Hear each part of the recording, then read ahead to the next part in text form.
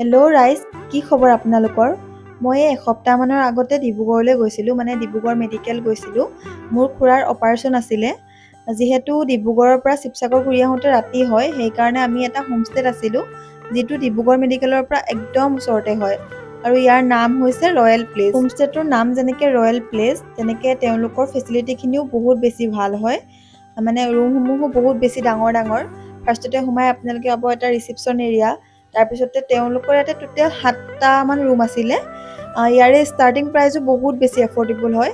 আপোনালোকে 1300ৰ পৰা 1800ৰ ভিতৰত ৰুমসমূহ পাই যাব। আৰু সকলো ৰুমতে পাই যাব AC, ফ্ৰী ৱাইফাই, লগতে এটা ৱাৰ্ড্ৰব আৰু একদম এটেচ বাথৰুম। আৰু ৰুমটোৰ একদম কাষতে পাই যাব এটা বেলকনি, য'ৰ পৰা এটা ধুনীয়া ভিউ এনজয় কৰিব পাৰিব। হোমষ্টেটোৰ সকলোখিনি ফেচিলিটিয়ে বহুত বেছি ভাল হয়। আৰু এই হোমষ্টেটো ফেমিলিৰ লগতে কাপল ফ্ৰেণ্ডলিও হয়। আৰু যদিহে আপোনালোকে খানা নিজে বনাই খাওঁ বুলি ভাবে, তেতিয়াহ'লে তেওঁলোকৰ এটেচ কিটচেনো পাই যাব আপোনালোকে। আৰু আপোনালোকৰ ব'ৰ নালাগিবলৈ এটা গেমিং জ'নো পাই যাব। আৰু তেওঁলোকৰ লোকেশ্যনটো হৈছে ডিব্ৰুগড় নালিয়াপুল গাভৰু পথাৰ পুলিচ ষ্টেচনৰ একদম অপজিটতে, যিটো ডিব্ৰুগড় মেডিকেলৰ পৰাও একদম ওচৰতে হয়। তেন্তে এবাৰ ভিজিট কৰিব দি ৰয়েল প্লেচত।